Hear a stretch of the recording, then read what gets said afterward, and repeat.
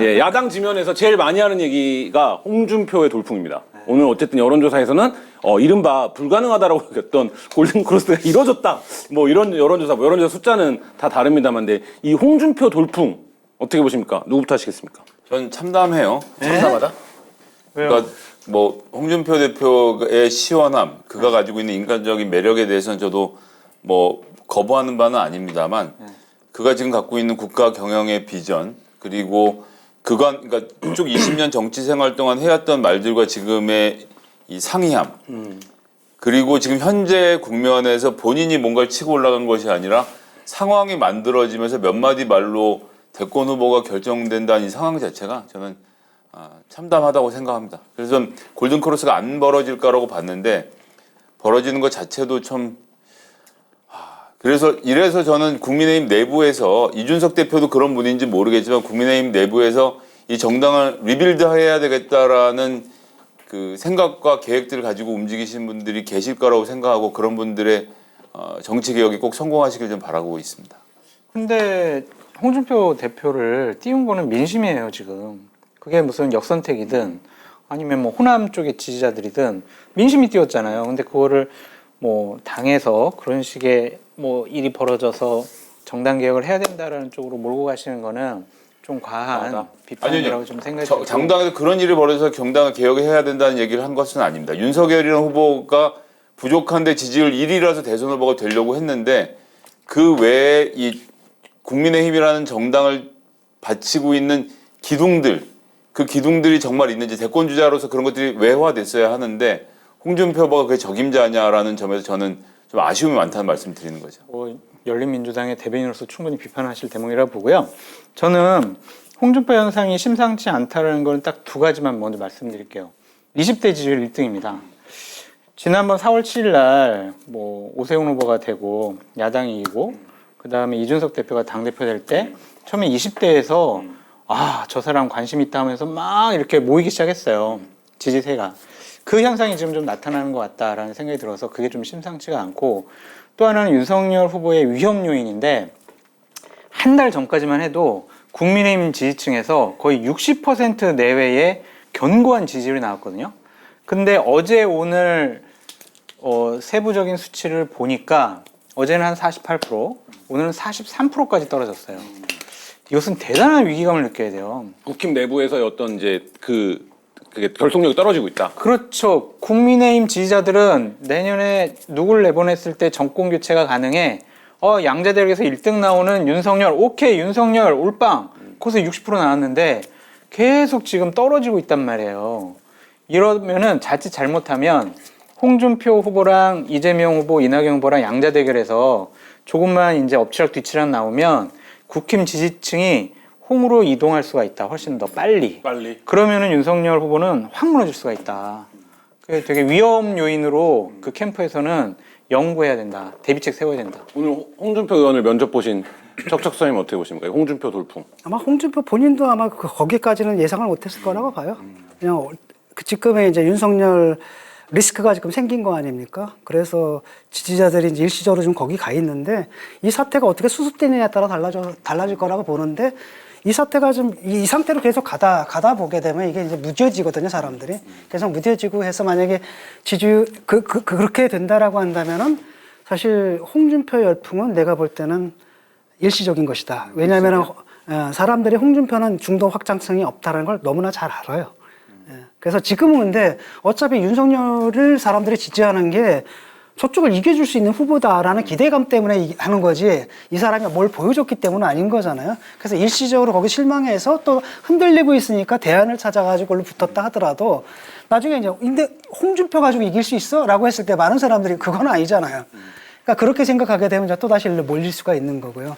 근데 만약에 점점 여기서 윤석열이 무너지고 홍준표가 된다라고 하면 정권 교체 끝? 저는 힘들 거라고 봐요. 정권 교체 여론이 높아져요? 아니 근데 높아도 홍준표 후보가 막상 1대1로 예를 들어서 이재명 후보랑 붙는다고 생각하면 만만치 않은 그림일 것 같긴 해요. 전 그림으로는? 오히려 그러니까 그 토론회만 딱 놓고 그러니까 보면 누가 되든 간에 이 표차가 윤이 되든 홍이 되든 간에 어차피 결집을 하기 때문에 5% 안짝이거든. 안짝인데 이제 그게 이렇게 안짝이냐 이렇게 안짝이냐. 근데 그 안짝을 차이라는 거죠. 5%를 데려올 수 있는 후보는 아니다. 홍은 이렇게 보시는 거고. 근데 어쨌든 경선 통과해야 되고 경선 과정에서 여러 가지가 있는데 지금 이제 이준석 표 경선 어쨌든 토론도 많이 해야 되고 그러니까 여러 가지 이런 이제 놓여져 있는 프로세스만 놓고 보면 그러니까 제가 보면은 토론회가 역대 대선 경선이나 대선 후보를 선출하고 그다음에 대통령을 만드는 데 있어서 그렇게 큰 영향력은 없다라고 보여졌는데 이번 국민의힘의 이제 4명으로 커트가 돼서 4명이 하는 TV 토론을 갖고 저는 대단히 영향을 많이 끼칠 것 같아요. 예를 들면 홍준표, 유승민 후보가 윤석열 후보를 가만두겠습니까? 집중 공격을 할 거예요. 그랬을 때 준비되지 않은 생각하지도 못한 질문이 들어왔을 때 어제의 윤석열의 저런 모습이라면 무슨 사고를 칠지 모르겠어요. 어떠한 말, 어떠한 행동, 제스처 이런 거 갖고 느닷없이 정말 그 국민들이 어떻게 대선 후보가 저런 얘기까지 할 수가 있지? 라는 말까지 나올 수도 있을 것 같아. 어제 모습을 보니까. 그렇게 되면 어제는 전략적인 분노 아니었나요? 어제 같은 경우는 왜냐면은 그게 문제라면 다른 사람들이 볼 때는 어떻게 이제 계속 흠을 잡잖아. 미디어 뭐를 이렇게 할 수 있느냐. 근데 그 사실은 그 꼬투리 잡기거든. 꼬투리 잡기고 왜냐면 이게 계속 하니까 자기가 위기의식을 느낀 거야. 그래서 서킷 브레이크를 건 거라고 딱. 아니, 그 그래서 서킷 시점은 딱 좋았어요. 걸고 그 다음에 지지자들한테 안심하라고 나 의심하지 말라고 그런 확신감을 딱 준 것이지. 준 건데 그리고 또 하나는 뭐냐면 오랜만에 와서 윤석열 스타일이 나온 거야. 막 조심하는 게 아니라 화내는 거. 딱 화내고 팡팡팡 치고. 근데 그게 국가 지도자가 되고 대통령이 되겠다는 사람이 그렇게 감정을 가감없이 그냥 드러내는 게 맞아요? 아니, 경선 과정인데요, 왜? 뭐 어때? 지금 부추기는 거야 지금.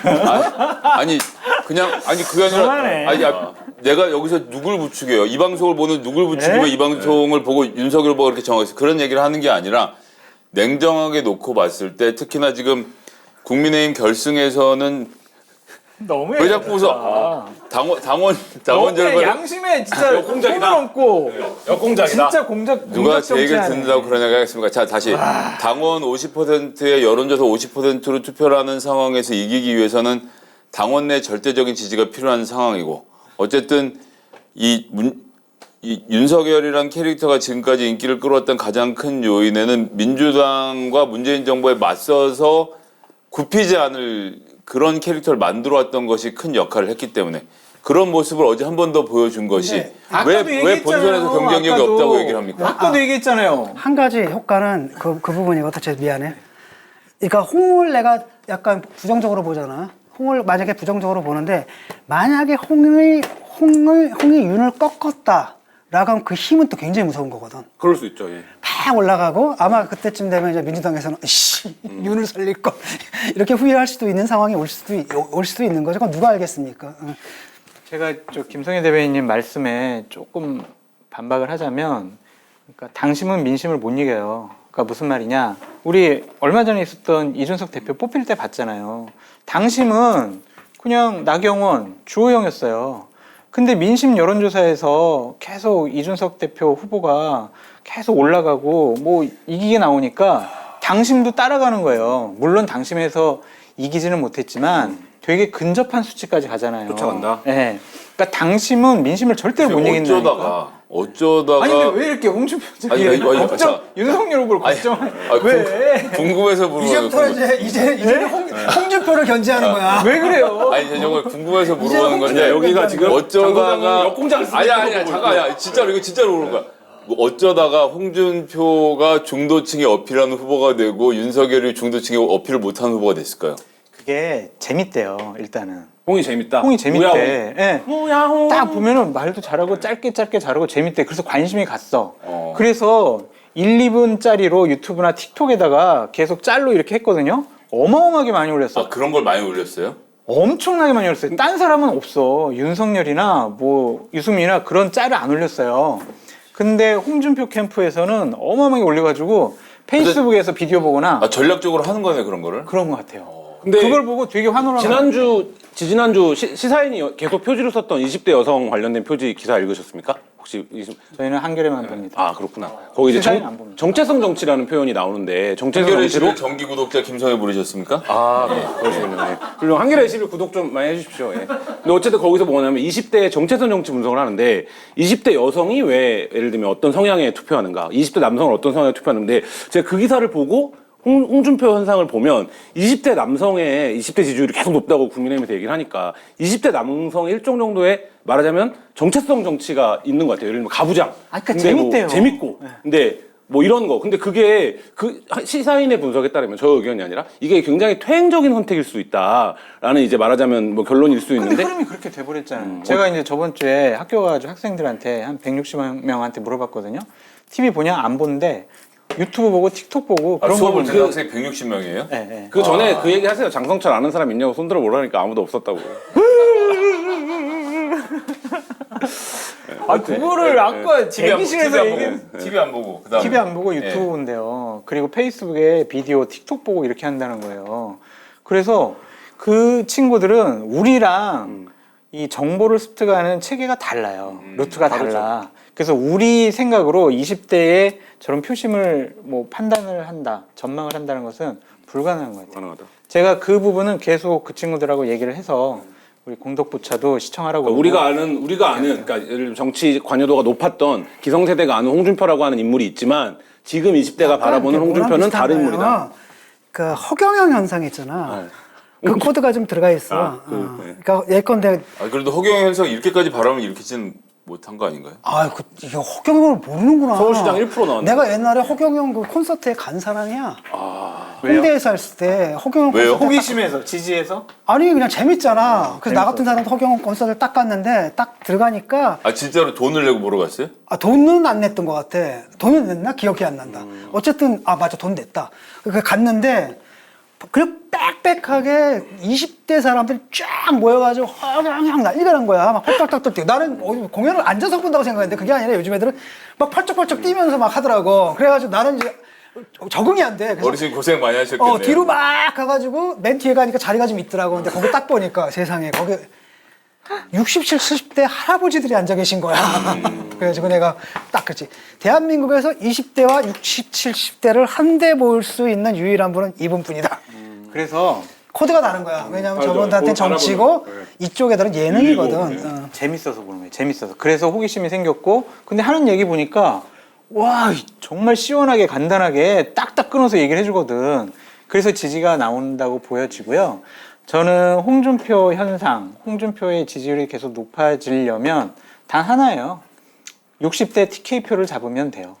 그래서 이제 홍준표 후보 같은 경우에는 뭐 추석 때 이제 그 TK 쪽에 가서 집중적으로 하려는 선거운동 하려고 하는 것 같은데 거기서 만약 윤석열 후보가 무너지면은요, 이거는 윤석열 후보는 국민의힘 위험해요. 입장에서는 위험하다. 위험해요. 네. 유일하게 남은 지지층이에요. 아니 그 외엔 다른 후보가 없나? 유승민. 아니 근데 왜 자꾸 윤석열 후보에 편을 드는 듯한 아니 유승민 느낌이 얘기하잖아. 유승민. 윤석열 얘기 하지도 않는데 왜 뭐 그러세요? 지금 눈빛이 윤석열이었어. 네, 일단은 도리도리.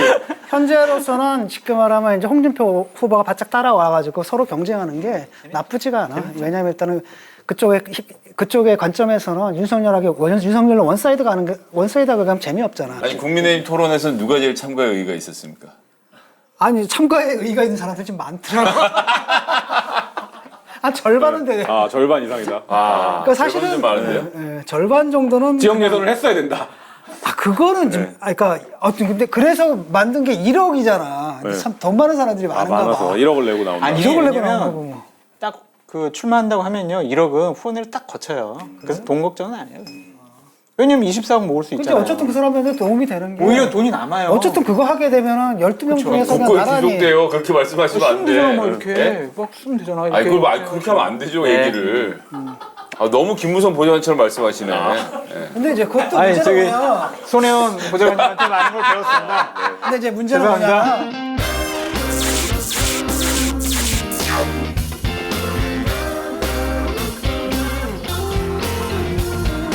네? 한겨레 TV가 쇼핑몰을 열었다고요? 마켓하니? 마켓 단위가 잘 되면 제 출연료 올라갑니까?